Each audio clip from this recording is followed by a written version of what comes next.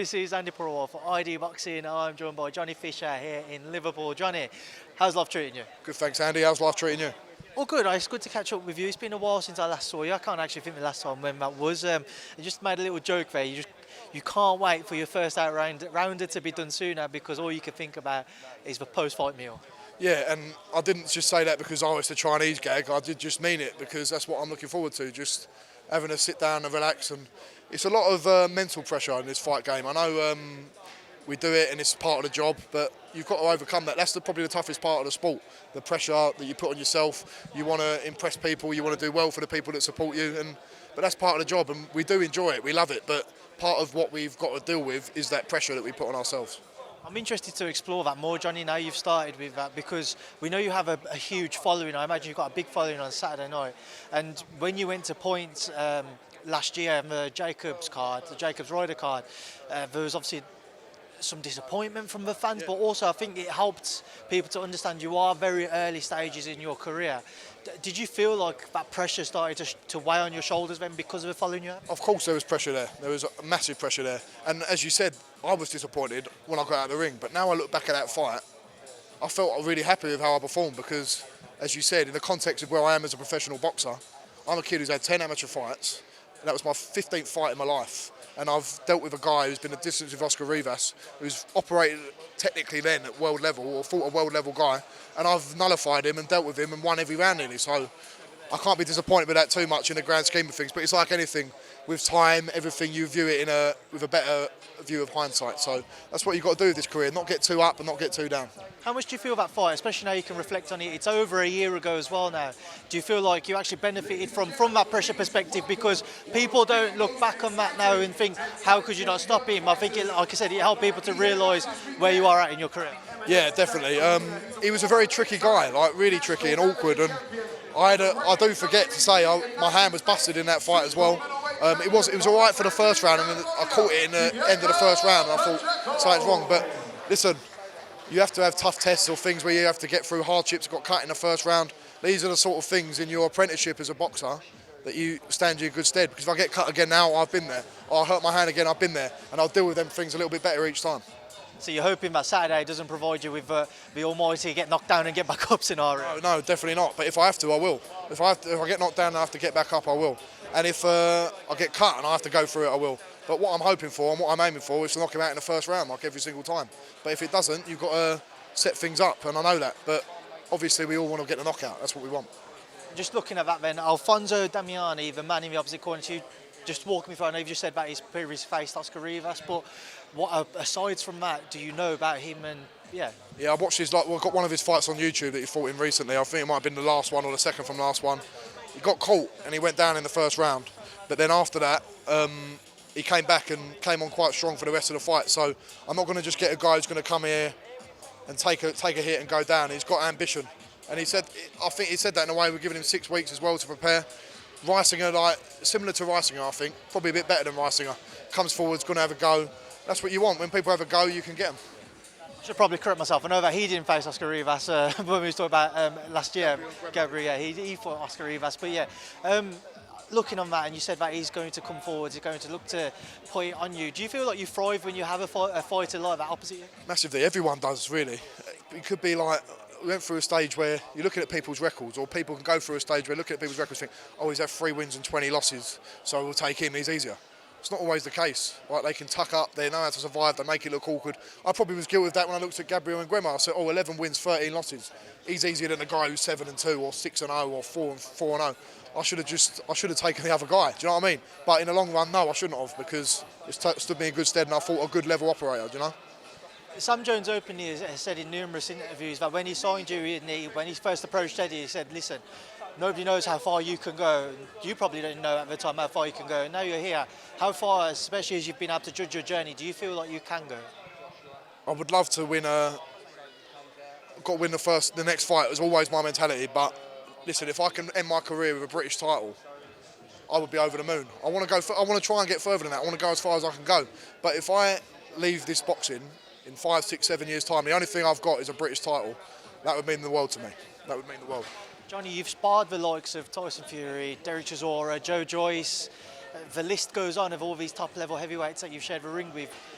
openly and honestly for yourself, when you have sparred them, how do you feel you've actually managed it? Yeah, I've managed it well. I've managed it very well. But I don't get, with sparring, I've learned you don't get too high or too low, because that guy might have sparred 3 times last week and got tired, or he might be taking it easy on you. I sparred Joe Joyce sometimes and I thought, oh, I've done all right there.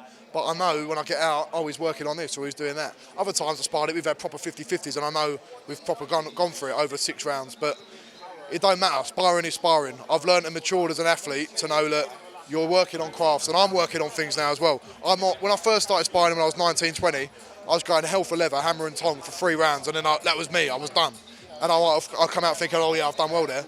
But in the grand schemes of the context of boxing, I want to train to be a 12-round fighter. So fighting over 3 rounds is all well and good, but it's about building my own path now, you know. When you spar somebody like a Joe Joyce, and if you take that approach to your detriment, talk to me about that, because he's the juggernaut. But it's just in my nature as well to come forward. So it's exciting for people to watch, but sometimes I come out and spar and I think, we both look at each other and we're just like, we're good mates. So it's weird. Like, we'll be good mates. We're going to sparring. We'll be in Vegas having a bit of food before we spar, laughing and joking.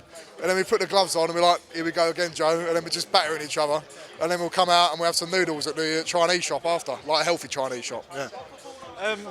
Just on that note, I don't know if you have for this camp or not, but having the benefit and the advantage of being able to travel over to the States, do you feel like you felt that during your career?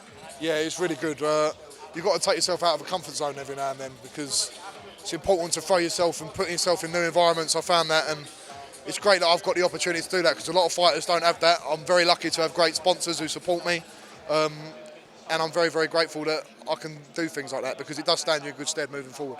Johnny, we mentioned also the previous sparring you've had with Tyson Fury, and when you look at it, obviously very different style to Joe Joyce, but you've said you just love to get involved, you love to come forwards, and it's just what you want to do. But when you spar somebody like Tyson Fury, how frustrating does it become, because he can do whatever he wants to in that ring?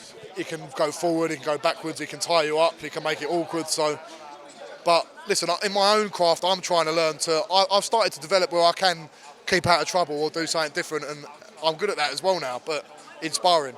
But with him, I had to stick to what I'm good at, and that is going forward, and I know what I'm doing with that. So that's your best chance of survival, sticking to what you know, and you might be all right. I know that Joe's got a fight on the horizon, and Tyson was hoping on the Usyk fight. That seems to be in doubt now. But a lot of people have spoken about a potential Fury-Joyce fight. Yeah, it's been an unbelievable fight, and a lot of people think that outside of Usyk, Joe would present him with his toughest challenge. What would be your thoughts, Fury-Joyce? I think even with Usyk, Joe presents him the hardest challenge. And I think Tyson Fury thinks that as well. I know Tyson, obviously, I've met him a few times, and I know Joe is a good friend, and I think that we all believe and we know that is probably the toughest fight out there at the minute. And what a great fight it would be. Yes, Tyson Fury is probably the favourite move going into that, but he's going to be pushed for 12 rounds by Joe the whole way.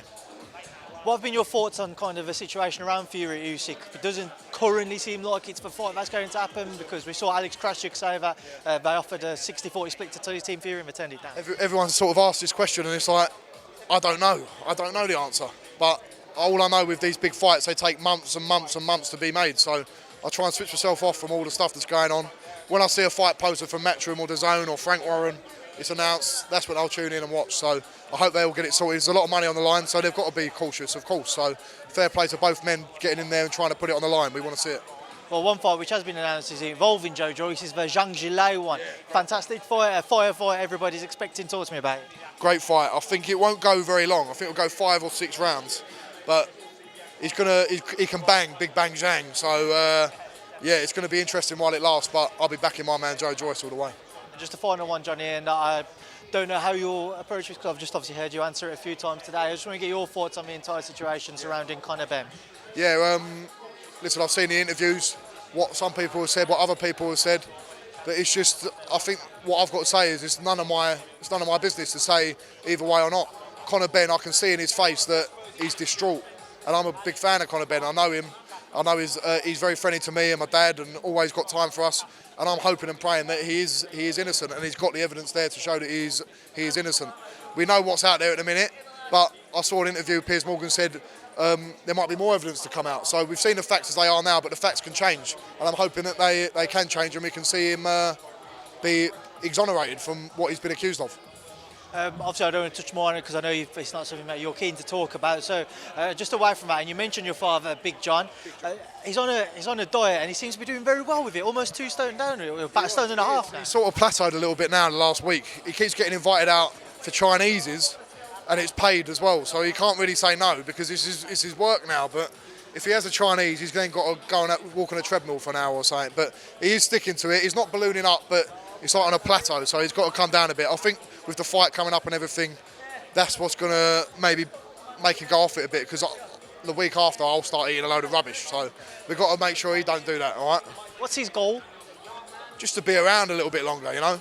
If he carries on like this, he's probably not going to live for too long, is he? Let's be honest, like another 10, 15 years. He can't carry on like that. We know that, and that's not me being horrible. My dad knows that, so we want him to be around. He said it.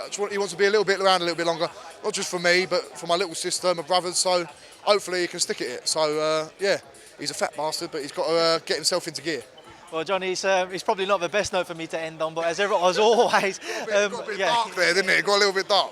It did, and I'm going to kind of make it a little bit worse for myself now, but we know you like a post-fight Chinese, so what have you got lined up for post-fight? It'll be on Sunday night. We'll be getting something from the Blue Orchid.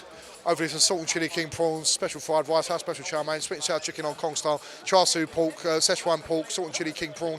I said that twice, so we'll have that twice. Bosh. Johnny, thank you. Cheers, mate. Thank you.